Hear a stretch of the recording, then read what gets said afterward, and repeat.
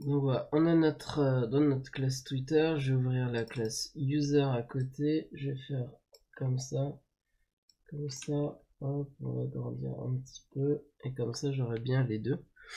Donc maintenant notre but ça va être de linker donc notre tweet avec notre user ici. Donc ce qu'on va commencer, donc on va commencer par la partie Twitter.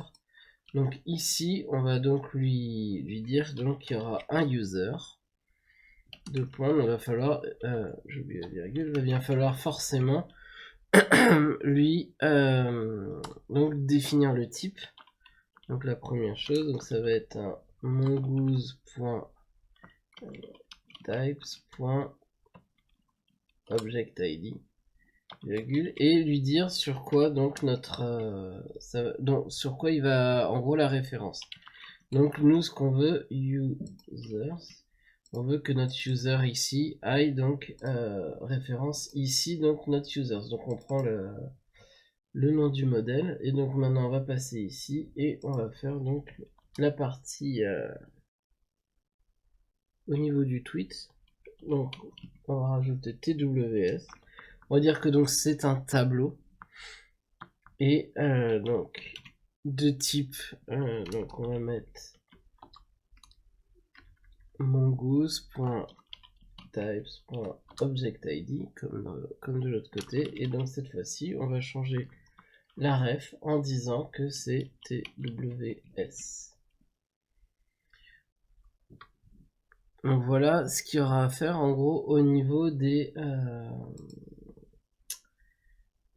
classes. Donc il y a juste ici à faire la référence entre les deux. On va fermer ici. Je vais aller donc au niveau de ma route au niveau du tweet.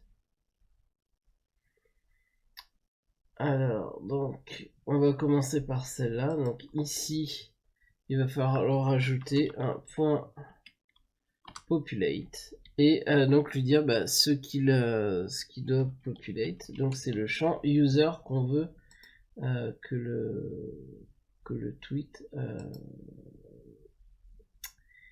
est bien pop.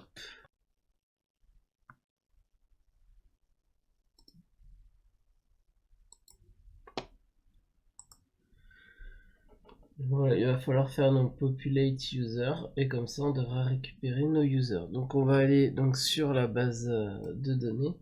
Donc là forcément si on veut que ça marche il va falloir attribuer donc les tweets qu'on a déjà créés à notre user. Donc on va sur la table, enfin sur la collection user, on va récupérer du coup l'ID du user. Et ici je vais aller donc dans TWS, ici je vais faire ID, donc on va faire un plus, je vais dire user, je vais juste lui mettre l'ID. Je vais faire la même chose ici, update, ici on va faire éditer, plus user, update. Donc maintenant on va lancer Postman et on va regarder du coup ce que ça nous donne. Donc là je send. Alors voilà.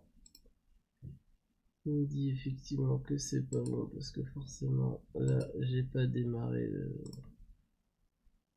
le serveur, donc attention.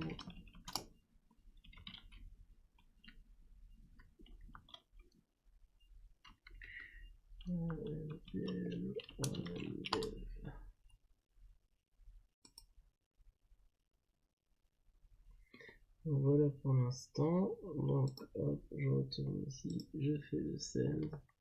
Et vous voyez que on a bien donc sur notre tweet, on a bien le user qui va être là.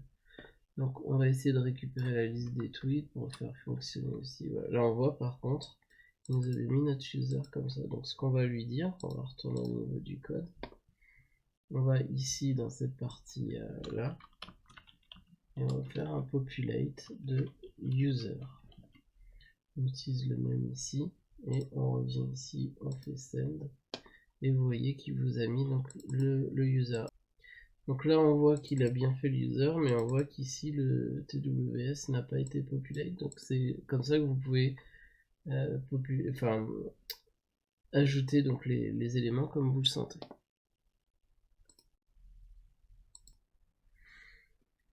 Donc voilà pour la liaison donc entre notre objet tweet et user. Voilà comment ça peut se faire. Alors évidemment après, bah du coup quand vous allez faire au niveau du post ici, ah bah voilà, on récupère déjà ici, donc attention, il va falloir modifier ça pour changer et pour mettre du coup user et bien lui dire que c'est égal donc, au user ID, donc à ce qu'on va passer comme user ID. Voilà en gros pour la liaison entre les deux quand on crée un tweet. Voilà. Donc on verra, je pense que le prochain tuto ça sera sur effectivement l'authentification Node.js, comment est-ce qu'on authentifie avec Node.js, par exemple pour récupérer uniquement par exemple, ces vidéos ou enfin ces tweets ou voilà, ou pouvoir donner par exemple accès à certaines routes uniquement à une personne qui serait connectée et en ligne. Voilà.